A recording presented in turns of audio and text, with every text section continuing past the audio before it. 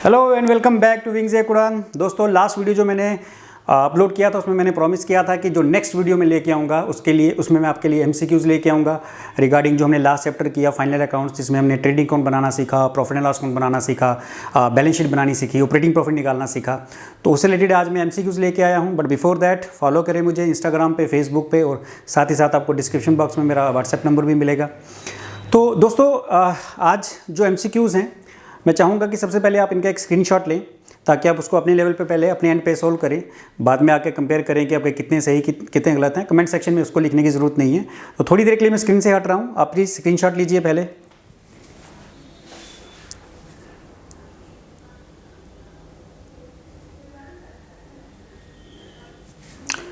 चलिए दोस्तों, I hope सबने स्क्रीनशॉट ले लिया। तो शुरू करते हैं आज का टॉपिक। दोस्तों, जो पहली हमारा एमसीक्यू है उसमें है the financial statement consist of. Financial जो स्टेटमेंट हैं वो क्या क्या चीज़ें उसमें इन्वॉल्व है, किस चीज़ से बनी, किन किन चीज़ों से बनी हुई हैं। दोस्तों, फाइनेंशियल स्टेटमेंट मतलब जो हमारे बिजनेस की परफॉर्मेंस को इन टर्म्स ऑफ हमें कितना प्रॉफिट या फिर कितना लॉस हुआ, या हमारे बिजनेस में कितने हमारे एसेट्स हैं, कितनी लाइबिलिटीज़ हैं, इन सब के बारे में हमें फाइनेंशियल स्टेटमेंट बताती है। तो उसमें हमें कहा कि फाइनेंशियल स्टेटमेंट हमें किस किस चीज़ को लेके बनी है, उसमें क्या क्या चीज़ें इन्वॉल्व हैं। उसमें जो हमारे पास ऑप्शंस हैं, first is trial balance. Trial balance तो हम अपने पूरा चैप्टर पढ़ा कि अपने जो अकाउंट्स हम मेंटेन करते हैं उनकी एक्यूरेसी को चेक करने के लिए हम ट्रायल बैलेंस बनाते हैं, जिसमें हमें ये नहीं पता चलता कि हमारी इनकम कितनी है या हमारा लॉस कितना है, हमारे एसेट्स और लाइबिलिटीज़ के बारे में ये सारी चीज़ उसमें पता नहीं चलती। वो जस्ट बैलेंसेस होते हैं जिनको हम एक स्टेटमेंट के फॉर्म में लाते हैं और उनको टोटल करके हम ये देखते हैं कि दोनों साइड्स यानी डेबिट और क्रेडिट साइड बराबर आई हैं या नहीं, क्योंकि उसी से हमें पता चलता है कि जो हमने जर्नल या फिर लेजर्स बनाई है उसमें कोई गलती तो नहीं है, कोई मिस्टेक तो नहीं हुई। तो ट्रायल बैलेंस से तो ये चीज़ पता नहीं चलती हमें प्रॉफिट या लॉस।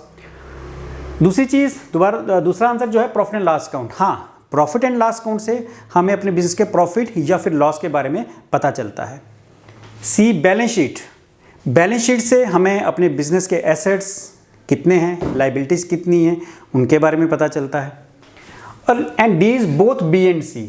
जो डी ऑप्शन है जिसमें कह रहा है कि बी और सी दोनों हैं, तो it's the right answer B, क्योंकि हमें हमारा जितना भी प्रॉफिट हुआ या लॉस हुआ और साथ ही साथ बैलेंस शीट में हमारे कितने एसेट्स हैं, कितनी लाइबिलिटीज़ हैं, इन दोनों से ही हमें पता चलता है। तो ये भी था हमारा आंसर, ये भी था, लेकिन जब हमने डी पार्ट हमें जो मिला उसमें लिखा है बोथ बी एंड सी, तो अगर ये दोनों ही हैं तो right answer is both B and C. तो बी और सी को आप टिक करोगे। चलिए दोस्तों, नेक्स्ट इज इनकम स्टेटमेंट। दोस्तों, इनकम का मतलब क्या है? इनकम मतलब साल भर में आपने जो बिजनेस किया उसमें आपने जो मुनाफा या फिर आपको यानी गेन या फिर लॉस हुआ। तो जो इनकम स्टेटमेंट है, अब मैंने कहा कि 3 चीज़ें हैं। क्या क्या हैं? Trading account, profit and loss account और बैलेंस शीट। लेकिन इनकम यानी प्रॉफिट या फिर लॉस हमें कहाँ से पता चलता है? हमें पता चलता है प्रॉफिट एंड लॉस अकाउंट से, नॉट ट्रेडिंग अकाउंट। क्योंकि ट्रेडिंग अकाउंट में हमें सिर्फ ग्रॉस प्रॉफिट के बारे में पता चलता है, जिसमें कि हम डायरेक्ट एक्सपेंस लेते हैं। लेकिन जब हम सारे एक्सपेंस निकाल देते हैं, डायरेक्ट इनडायरेक्ट सारे एक्सपेंस, तो वो कहाँ निकालते हैं, किस में निकालते हैं? प्रॉफिट एंड लॉस अकाउंट में। तो एक्चुअल में हमें साल भर में कितना प्रॉफिट या कितना लॉस हुआ वो हमें पता चलता है प्रॉफिट एंड लॉस अकाउंट में। सो हमारे पास ऑप्शन क्या है? Income statement includes. Income statement में क्या है? एक तो trading account, profit and loss account, both A and B, और बैलेंस शीट।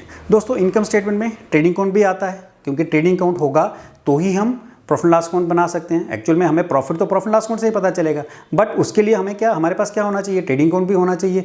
तो इसमें कहा है कि ट्रेडिंग अकाउंट और प्रॉफिट लॉस अकाउंट दोनों ही सही हैं। ट्रेडिंग अकाउंट से हमें ग्रॉस प्रॉफिट पता चलेगा और प्रॉफिट लॉस अकाउंट से हमें नेट प्रॉफिट। तो ये दोनों जो हैं हमें चाहिए ही चाहिए किसी भी बिजनेस का प्रॉफिट या लॉस निकालने के लिए। तो जब हमें आंसर सी दिया है both A and B, it means हमें ट्रेडिंग अकाउंट और प्रॉफिट लॉस अकाउंट दोनों ही चाहिए होते हैं किसी भी बिजनेस के लिए इनकम निकालने के लिए। So the right answer is both A and B. चलिए दोस्तों, next is while calculating operating profit the following is not taken into account. कहता है जब हम कोई ऑपरेटिंग प्रॉफिट निकालते हैं उसमें से क्या है जो हम नहीं लेते।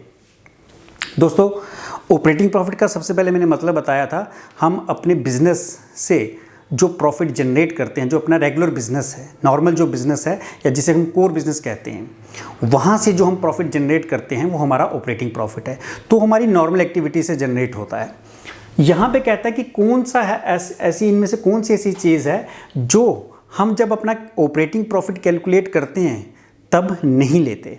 नॉर्मल ट्रांजैक्शंस तो लेते हैं। नॉर्मल ट्रांजैक्शंस कौन सी हो गई? जो बिजनेस हम रूटीन जो बिजनेस कर रहे हैं, जनरल बिजनेस जो कर रहे हैं, उसमें जो नॉर्मल ट्रांजैक्शन, फॉर एग्जांपल हमने कोई रेंट दिया, सैलरी दी, तो वो हमारी नॉर्मल ट्रांजैक्शन में आता है। जो हमारे बिजनेस पे खर्चा आ रहा है, यानी जो बिजनेस को ऑपरेट करने में खर्चा आ रहा है, वो हमारी नॉर्मल ट्रांजैक्शंस हैं। Second is abnormal item. अब दोस्तों एबनॉर्मल आइटम क्या है? यानी जो नॉर्मल नहीं है, सिंपल, यानी ऐसी आइटम जो बिजनेस से बाहर की है, कभी कभार होने वाली है, ऐसी आइटम को हम बोलते हैं एबनॉर्मल, यानी जो हमारे बिजनेस का हिस्सा नहीं है, यानी रेगुलर फीचर नहीं है। तो एबनॉर्मल आइटम ये तो है। Expense of purely financial nature, ये भी दोस्तों मैंने बताया था कि जब हम ऑपरेटिंग प्रॉफिट निकालते हैं तो उसमें हम जो नॉन ऑपरेटिंग एक्सपेंस हैं वो नहीं लेते। तो एबनॉर्मल आइटम भी हमारा नॉन ऑपरेटिंग एक्सपेंस में आएगा। और expense of purely financial nature, purely financial nature expense मतलब कोई आपने लोन दे रखा है, फाइनेंशियल हो गया, कोई पैसों से जुड़ा हुआ, कोई आपने लोन ले रखा है, उस पर आपने जो इंटरेस्ट दिया वो हो गया एक्सपेंस ऑफ फाइनेंशियल नेचर। और D both B and C. तो दोस्तों हम जब ऑपरेटिंग प्रॉफिट निकालते हैं तो नॉर्मल ट्रांजैक्शन तो उसमें लेते हैं। इसने कहा कौन सी नहीं लेते? एबनॉर्मल आइटम नहीं लेते, राइट, लेकिन expense of purely financial nature ये भी नहीं लेते। तो जब हम डी पार्ट पढ़ेंगे उसमें लिखा है बोथ बी एंड सी, यानी ये दोनों ही। तो ये दोनों ही हमारी एबनॉर्मल आइटम और एक्सपेंस ऑफ प्योरली फाइनेंशियल ये हमारे नॉन ऑपरेटिंग एक्सपेंस में आता है। तो ये दोनों ही नहीं लेते। So the right answer is both B and C. चलिए दोस्तों next is which of the following is correct. इनमें से कौन सा है जो करेक्ट है, जो सही है? नेट सेल, सबसे पहले दोस्तों मैं बता दूं नेट सेल किसे कहते हैं। आपने सेल कई बार सुना, नेट सेल आपने शायद ना सुना हो। नेट सेल का मतलब होता है हम बिजनेस में जो भी प्रोडक्ट बेच रहे हैं, जो भी गुड्स बेच रहे हैं, वहाँ कई बार हम कैश में कोई चीज़ बेच रहे हैं, कई बार हम क्रेडिट यानी उधार में बेच रहे हैं, और कई बार हमें जब कोई चीज़ बेची है वो चीज़ हमें कई बार वापस आती है, इसको हम कहते हैं सेल्स रिटर्न। बड़ी बार होता है कि हमने कोई चीज़ बेची, कस्टमर ने हमें वापस कर दी, जिसको बोलते हैं सेल्स रिटर्न। तो नेट सेल का मतलब होता है आपने जो कैश में चीज़ बेची है, आपने जो क्रेडिट में चीज़ें बेची हैं, गुड्स बेची हैं, और उसके बाद जो आपको रिटर्न्स हुई हैं, किसी ने आपको गुड्स रिटर्न कर दी, वो उसमें से जब आपने माइनस कर दिया तब जाके आपकी नेट सेल आती है। यानी cash sale plus credit sale ये दोनों हो गई, उसमें से माइनस कर देनी है सेल्स रिटर्न। मान लो आपने 10,000 की कैश में सेल की, 20,000 की क्रेडिट में, यानी कुल मिला के टोटल सेल 30,000 है। इसमें से किसी ने 5,000 की गुड्स आपको वापस कर दी, तो नेट सेल आपकी कहलाएगी 25,000। तो यहाँ पे हमारे पास ऑप्शन क्या है? Net sale, which of the following is correct? Net sale is equal to cash sale plus credit sale minus sales return. Very first is correct कि जो नेट सेल होती है उसमें कैश सेल, क्रेडिट सेल और साथ ही साथ जो returns हुई हैं सेल्स रिटर्न, वो माइनस करके जो आंसर आता है that is called net sale. B था net sale is equal to cash sale plus credit sale plus sales return. Sales return plus नहीं होती, माइनस होती है, क्योंकि जब आपको कोई चीज़ वापस कर रहा है इट मीन्स आपके सेल्स रिड्यूस हो जाएगी, कम हो जाएगी जितने की वो चीज़ वापस करेगा, तो इसलिए सेल्स रिटर्न माइनस होती हैं। तो ये गलत है। Net sale is equal to total sale minus credit sale. दोस्तों टोटल सेल का मतलब होता है कैश और क्रेडिट। जैसे मैंने कहा कि सपोज करो आपकी कैश सेल 10,000 है और क्रेडिट सेल 20,000 है, तो उसको कहते हैं टोटल सेल। कितनी हो गई? 30,000। अगर उस 30,000 की सेल में से आप क्रेडिट सेल माइनस कर दो तो बाकी बचेगी फिर क्या? Cash cell. तीन ही चीज़ें हैं, कैश सेल, क्रेडिट सेल, दोनों का टोटल किया बन गई टोटल सेल। अब टोटल सेल में से अगर मैं क्रेडिट सेल निकाल दूं तो बाकी सेल कौन सी होगी? Cash cell. वो तो पूछा ही नहीं है, उसने पूछा नेट सेल, तो ये भी गलत है। और last is net sale is equal to sales plus credit sale. ये तो कुछ बनता ही नहीं है, सेल्स पर क्रेडिट सेल। सेल्स मतलब आपकी कैश और क्रेडिट दोनों ही, अगर ये नेट सेल की बात कर रहा है तो ये तो बन ही नहीं रहा कुछ, इसका तो मीनिंगलेस है ये, तो इसलिए ये भी नहीं है। So right answer is A, यानी net sale is equal to cash sale plus credit sale minus sales return. चलिए दोस्तों next is which of the following is correct. इनमें से कौन सा है जो करेक्ट है? मैंने आपको फॉर्मूलेस लिखवाए थे, आपने याद किए होंगे। चलिए देखते हैं which of the following is correct. Operating profit is equal to operating profit minus non operating expense minus non operating income. ये तो कोई ऑपरेटिंग प्रॉफिट निकालने का फॉर्मूला लिखवाया ही नहीं था कि ऑपरेटिंग प्रॉफिट ही निकालना, उसमें से आप नॉन ऑपरेटिंग एक्सपेंस माइनस कर रहे हो या नॉन ऑपरेटिंग इनकम, ये तो गलत है। Next is operating profit is equal to net profit plus non operating expense minus non operating income. कहता है जो ऑपरेटिंग प्रॉफिट है उसमें आपने प्लस करना है नॉन ऑपरेटिंग एक्सपेंस और माइनस करनी है नॉन ऑपरेटिंग इनकम। दोस्तों यहाँ पे net profit plus non operating expense, जब हम ऑपरेटिंग प्रॉफिट निकालते हैं उसमें हम net profit plus non operating incomes लेते हैं और नॉन ऑपरेटिंग एक्सपेंस माइनस करते हैं।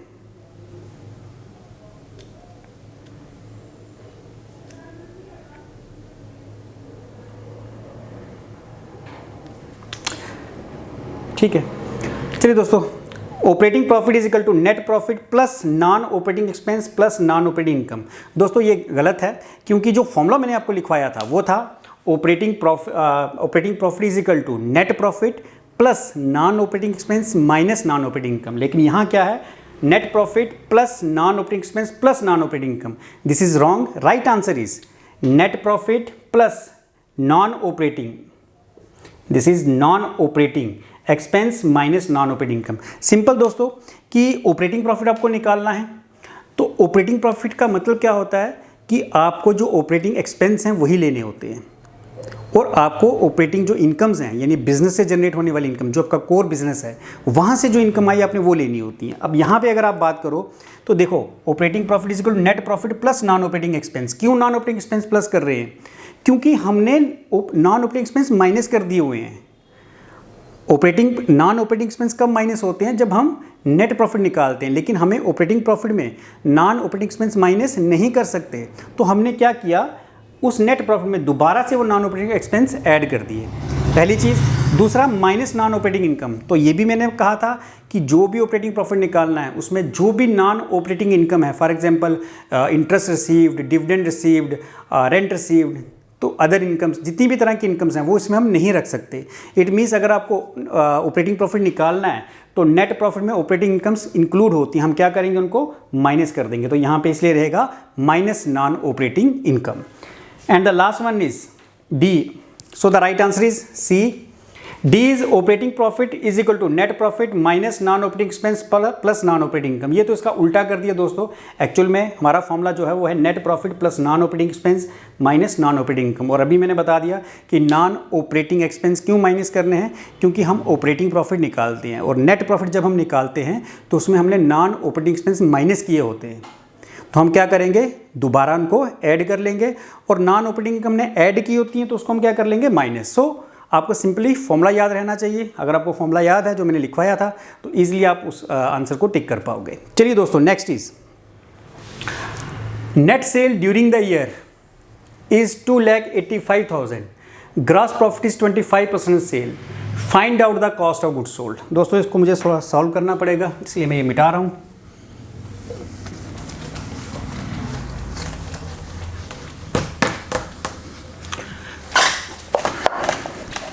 अब दोस्तों आपको याद होगा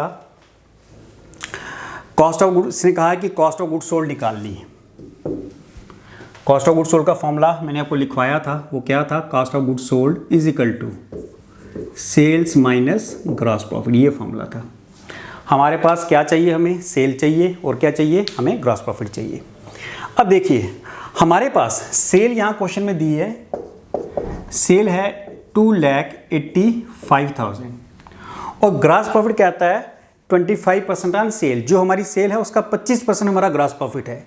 ग्रॉस प्रॉफिट कितना हो गया, 25% ऑन सेल। तो देयरफॉर ग्रॉस प्रॉफिट कितना होगा दोस्तों, सेल का 25% और हमारी सेल कितनी है 2,85,000। अब इसको हम सॉल्व कर लेते हैं। 2,85,000 इसका 25% निकाल लेते हैं दोस्तों, वो बनता है 71,250। ये आपका ग्रॉस प्रॉफिट है, लेकिन हमें ग्रॉस प्रॉफिट नहीं पूछा, हमें पूछा कॉस्ट ऑफ गुड्स सोल्ड बताओ। तो कॉस्ट ऑफ गुड्स सोल्ड का फॉर्मूला मैंने अभी लिखाया, sales minus gross profit. Sale कितनी है 2,85,000 और ग्रॉस प्रॉफिट कितना है 71,250। तो ये आ जाएगा 2,13,750।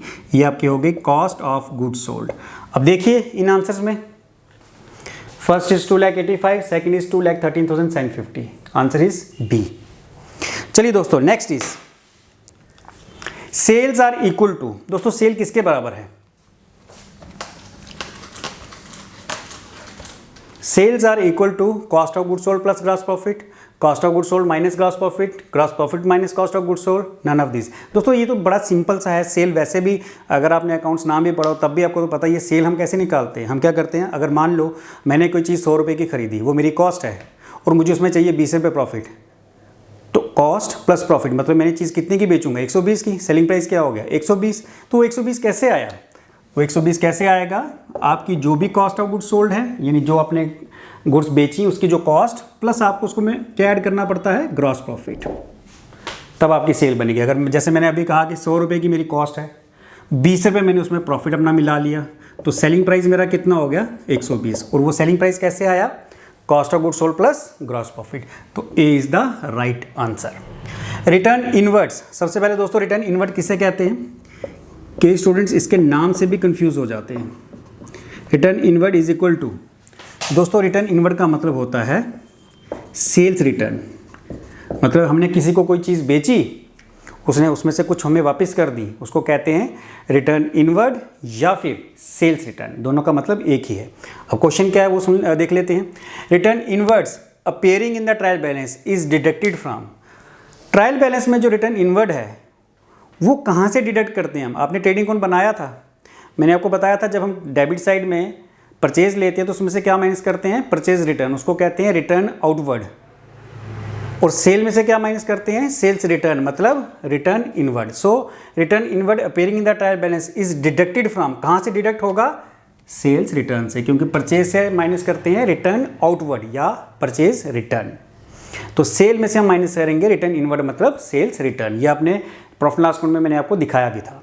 चलिए दोस्तों next is carriage outward is shown on. ये जो कैरेज आउटवर्ड होता है इसको हम कहाँ शो करते हैं दोस्तों, मतलब बताया था मैंने कैरेज इनवर्ड और कैरेज आउटवर्ड का। कैरेज तो मतलब किराया, इनवर्ड का मतलब रॉ मटेरियल को फैक्ट्री तक पहुंचाना, आउटवर्ड का मतलब जब प्रोडक्ट बन के तैयार है उसको मार्केट तक पहुंचाना।